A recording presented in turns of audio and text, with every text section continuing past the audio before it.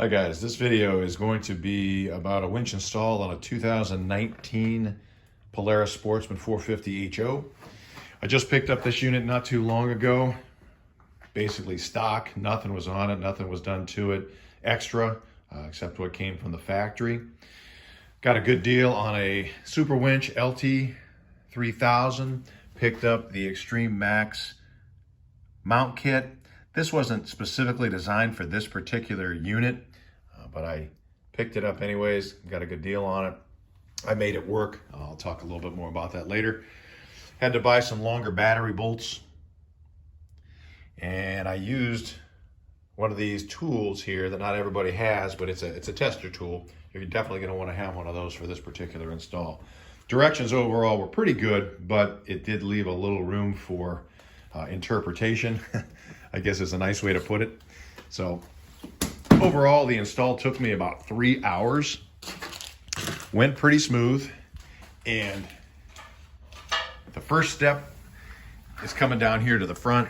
There was a plastic plate that was on here, a couple of pop rivets on the top, and a couple of small bolts on the bottom. I took that off. I also took off these bolts here to remove this plastic part to give me more access so I could get in there with the parts that I needed.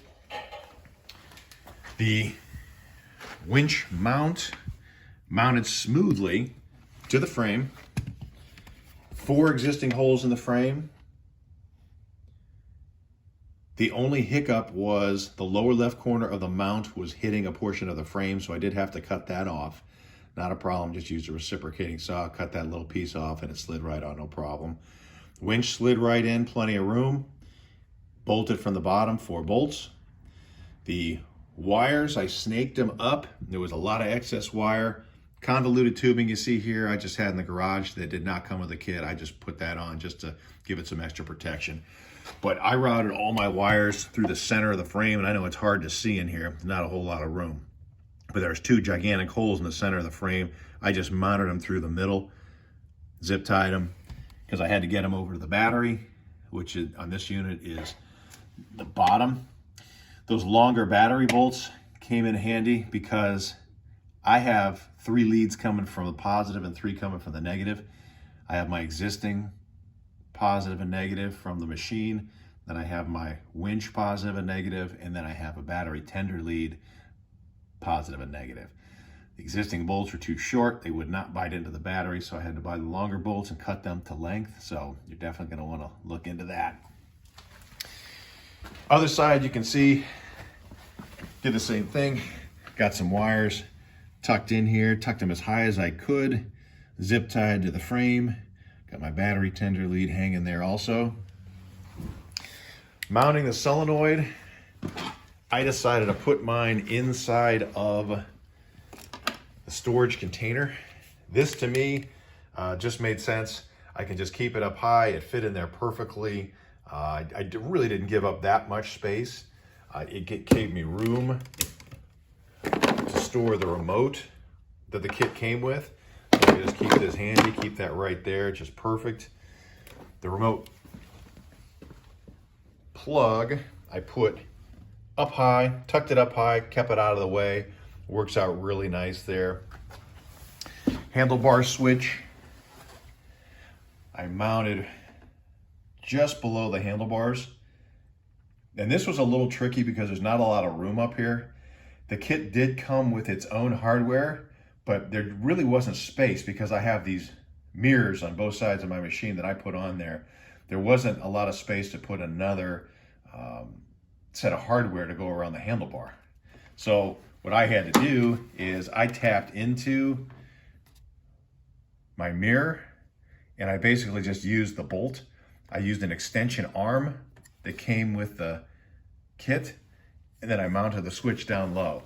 And for me, that worked out perfectly because it was close enough to my handle grip so that I could still reach it.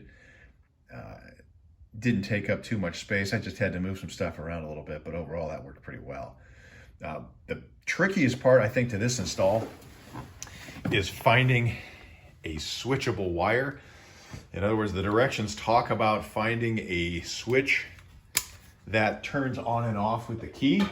And Again, I'm not a professional. This is just something that I wanted to install. And your first time through this, finding a switchable wire can be kind of tricky. So that's where this little tool comes in handy. And I had one of these for another project that I was working on. So I use this, clip that to a portion of the frame, and I use this to basically determine where a wire was that would give me power. I decided to use a wire that was originally for a Polaris accessory, I have to assume, because it was hanging here. There was just a little end on it, and it was hanging here, and it wasn't plugged into anything. So I just popped the cap off.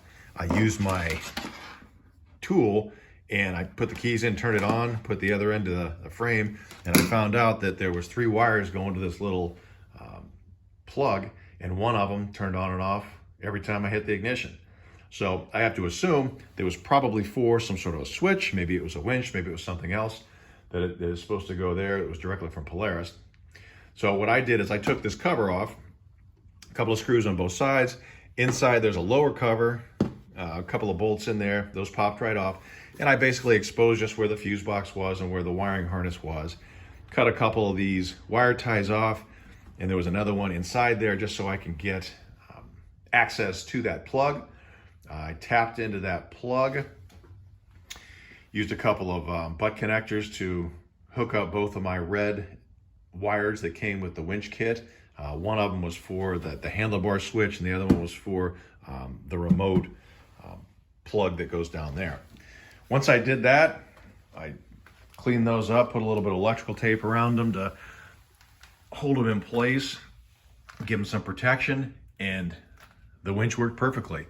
So overall on this 2019 Polaris Sportsman, this winch kit worked out pretty well. About 3 hours to install. I hope this video helps you. Give me a like, give me a subscribe. Thanks a lot.